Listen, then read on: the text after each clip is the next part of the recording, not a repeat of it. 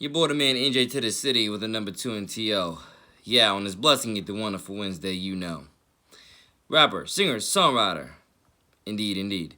So I feel like let me just take the hat off, but then I'm like, now let me keep it on for a few minutes. You know, that's me. By the way, if anybody still can't see that, that is once again the UNF Lady Osprey's schedule for the 2017 season that I went to way back. So yeah, softball, by the way. Especially knowing that that's exactly what it seems like this summer. I'm promoting. I'm supporting the most of because I've been checking for updates on everything else, but it doesn't seem like anybody else has anything going on. It feels like everybody else has theirs going on in July, not really June. So I'm definitely supporting a lot of softball these days. But the top reason why I'm actually making this video is to let y'all know about some of the music that, once again, the differences that I've been making past, present, and future. For example, one of the top songs that I promise you I've been trying to make over the last few years is I've been trying to sing the melody for Guardian Angel. And that means of, like, for example, to all kids out there, particularly my VRA Hawk, VRA younglings, the little brothers and sisters of the next generation, for anybody from VRA that watches this past, present, and future, let alone anybody from that K through 8 age group, so on and so on. Love you all very much. You all are my little brothers and sisters of the next generation. I've said that countless times. You can literally go look at countless songs on this channel where I've said you all are my little brothers and sisters of the next generation, and trust me, that means everything to me. Like I said before, I really never get enough of supporting you. I never get enough of encouraging you. I never get enough of being involved in your life to the best of my God-first willing and able abilities, and I definitely want to grow up with all of you, and so on. And with that being said, like I said, Guardian Angel, I look at myself as not only like a big brother to you all, but I look at myself as like your guardian angel. And I've been trying to sing that flow, that melody more so for a few years now. Particularly if you remember back, I think 2012, it was Tyler James Williams and Coco Jones, I think, who did that song. Not that song, they did the song titled Guardian Angel for their hip hop movie titled I want to say it wasn't Let It Shine, but it had something to do with shine in it. I think it was Let It Shine for Disney. Back then it was Tyler James Williams and it was Tyler James Williams and Coco Jones, if I'm not mistaken. I think it was titled Let It Shine, and they did the song titled Guardian Angel for the movie, and so on. And I've been trying to master my own. That's one of the songs I've been trying to master my own bit of for the longest time. Is my own little song titled Guardian Angel. And I can't lie, for a majority of the music that I've done, past, present, and future, I'm so dare I say I'm so obsessed with trying to deliver fast flows. Did I even say fast melodies? But definitely fast flows, fast lyrics to you all, to show you once again, here's a reminder that I still spit, like what ended up saying in this song titled Options, which is one of my favorite songs off the Search album. I've been so obsessed with trying to keep those lyrics, keep those flows. Well, lyrics are always gonna stay there, but keep those flows, keep those keep those flows fast, keep those rhymes fast. I've been so focused on trying to show people that I'm not just melody, I'm also, hard rap as well, that I can't even keep track of how many actual hard rap songs that I've actually made. Even though I don't think hard rap is really even a genre and I just made that up. It's kind of like, because I think we usually associate hard with being hard or hard rock. But I'm pretty sure y'all understand what I'm saying, and so on and so on. But I realized that one of the top things I'm going to be doing past, present, and future in a lot of my music is one of the top things I'm going to be doing in a lot of my music, some of these flows either need somebody else to sing them, or they just need me to do some of these songs in the form of a singing song rather than a full rap.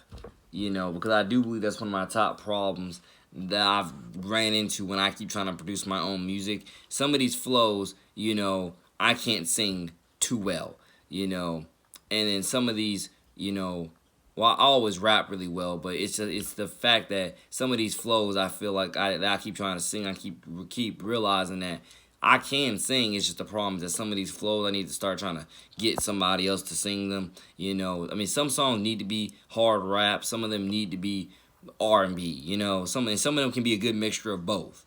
You know, and like I said before, I got a lot of music coming soon. Consistently, continuously. That's one of the top things. All I do is work on music for everybody, particularly music for the kids. And I want everybody to understand that, for better and for worse, you're going to get real verses from me. You're going to get real lyricism. You're going to get real wordplay. You're gonna get, hopefully as well, real flows. You're gonna get, some of the best mixtures of beats that I can continue to keep on mixing on the garage band.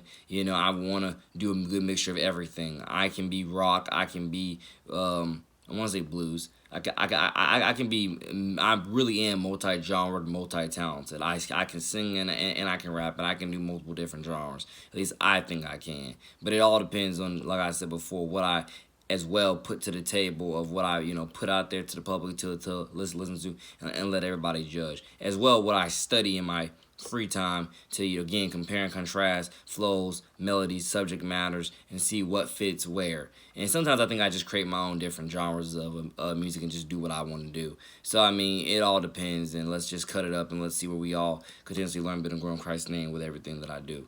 But I want everybody to understand, definitely songs like, I got like a lot of past songs and albums that were not as mastered as I thought they were or wanted them to be, will totally be consistently remastered. All I'm doing is music, y'all. I got so much music coming, and like I said before, this is not something I'm ever going to stop because, as I've said before, when you get somebody like me who is committed to music, particularly music for the kids, as much as I am, you can't stop. You really can't stop. And especially, as I said before, when you got a lot of trash rappers out there getting paid millions for promoting garbage, glorifying violence and more so glorifying drug abuse and more, how could I possibly give up my craft knowing that I am making music to glorify and edify Christ's name and the Spirit that's going to help heal everybody from all that and more. It's going to help heal everybody from social ills, social issues, and help bring everybody closer to learning to love thy neighbor as thyself and accept Jesus Christ as their personal Lord and Savior. Because not only does prayer fix things, but as well, nurturing your faith in Christ's name will absolutely open up doors and will absolutely, show you the truth, the way, and the light to live a better life, and so on and so on. So like I said, a lot of songs will continuously be remastered. Like I said before, I can't post anymore on YouTube when it comes to songs because the server messed me up on my iPad.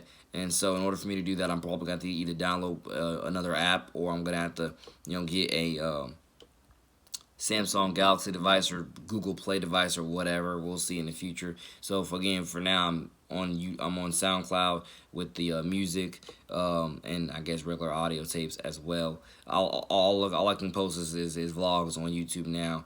And like I say, either way it goes, I love y'all. Most of my music is still on this channel anyway. So love y'all. Pray for me. Pray for yourselves. And let's continue to keep learning, building, and growing with this music the best that we possibly God first can. Because I'm telling you, particularly to my Knockety friends, I want to grow up with you all. Like I said before, I got friends in every grade. Got friends that are in college. Got friends that got kids. And I got friends that are either married or close to being married. I got friends that are, in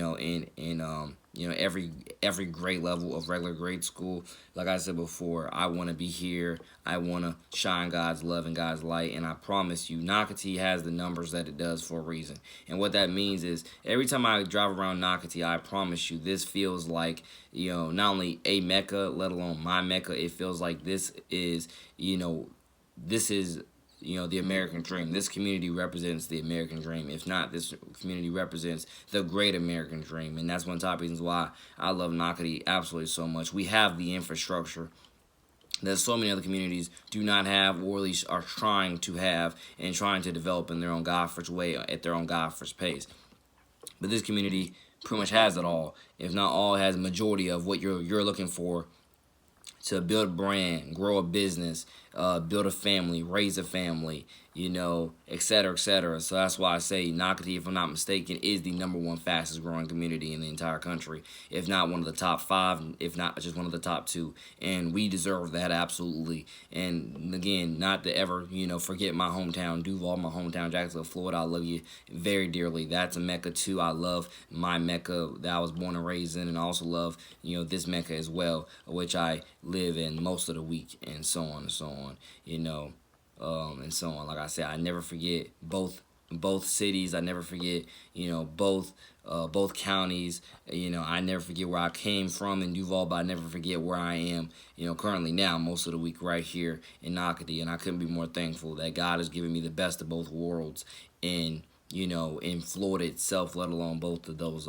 cities, my hometown and where I've been residing since 2013 here in Nocatee. So like I said, God is absolutely good, and I look forward to, again, continuously sharing and growing these fruits with everybody and so on.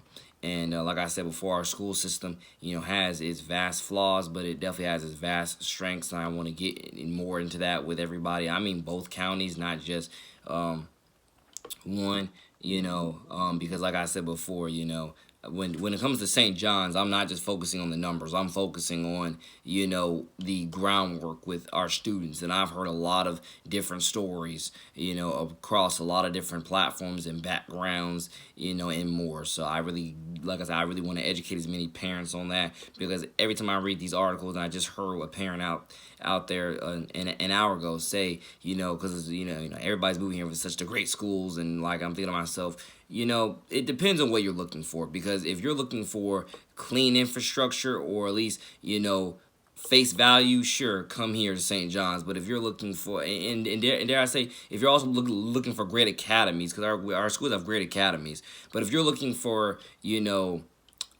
some other stuff that I could possibly mention that I don't really know how to word, then like I say, just be very picky of the school that you choose, because to just go ahead and assume that St. Johns County School District is just all clean, all perfect, all beautiful, all powerful is very flawed and false, because we definitely have our ills. And again, like I said before, I'm a niece graduate, and I got friends that are still in the schools. So again, that's how I could know, that's how I do know, that's how I would know.